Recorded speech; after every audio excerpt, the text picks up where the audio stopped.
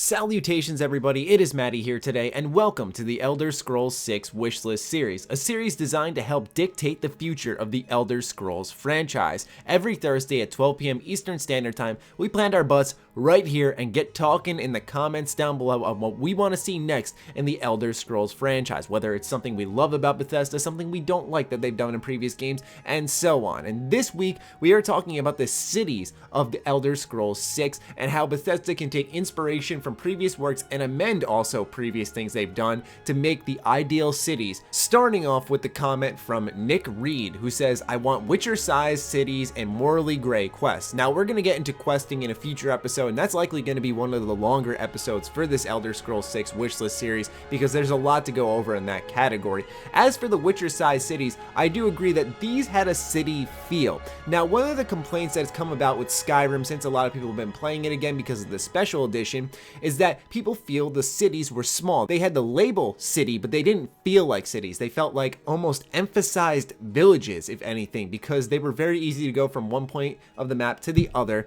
They just didn't feel that big. Meanwhile, cities in The Witcher 3 sprawled, had various districts, had various people living in those districts, had their own feel to them. They were much bigger and much more satisfying to explore. And sadly for a lot of gamers out there, you're going to hear a lot of Witcher 3 comparisons to Elder Scrolls because they're both fantasy RPGs, and as far as we're aware, The Witcher 3 is one of the best fantasy RPGs for a lot of gamers that they've ever played. Rolling into the next comment from GBag34, he says, better cities as well. Oblivion did this really well where every city had its own unique looks, quests, architecture, etc., as well as overall size. Other than Markarth, a lot of the cities in Skyrim felt small and more the same over and over. Oblivion had fun quests sneaking through the back streets through urban areas which Skyrim lacked due to its village-like cities. I would like more cities like Markarth with its own personality, interesting past, corrupt problems to solve, interesting architecture from its past, racial influence, and geography. Most importantly, the sizes of cities should be far larger than Skyrim, more deserving of the title city and not village. Just my thoughts once again, please don't hate me.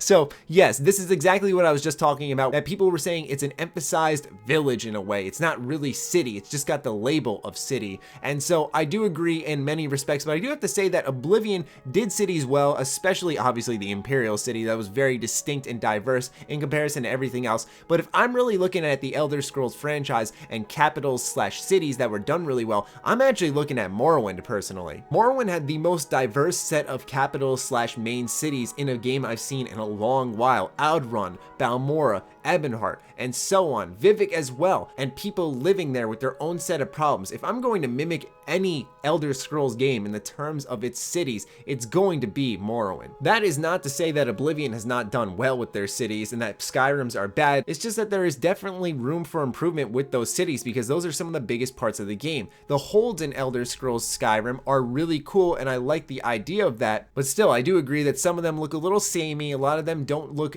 visually distinct. That'll roll us into our final comment from Fong Tran. Open and big cities like Oxenfurt or Novigrad in The Witcher 3. I told you guys, man, you're going to be hearing a lot about The Witcher 3. Fill them with radiant NPCs who actually do something, kids playing on the ground, messing with puddles, dogs and cats running around, NPCs greeting each other and comment on the weather, port cities with actual ships and boat moving around, trading and unloading merchants, news crier constantly yelling, and then mix in some notice board that handed out bounties, quests. I'd trade all the cities of Skyrim for a city like Novigrad, public executions, crime, gangs, guilds, arenas, so much more. You can feel the excitement as he's building up. He's like, holy crap, man, what was Skyrim missing? This is exactly what it is. And so I do have to mention that in some aspects that you have mentioned that you feel Skyrim was lacking in, we're actually there. NPCs did interact, NPCs do greet each other and talk to each other about certain things. There are most definitely news criers in Skyrim, especially there's one right in Whiterun. But what this comment seems to highlight for me is when he starts going on about public executions, crime gangs, guilds, arenas, and so much more, it got me thinking that everything's usually hunky-dory in these cities, right? They do have their own problems, but they seem to be individual problems. There's not a problem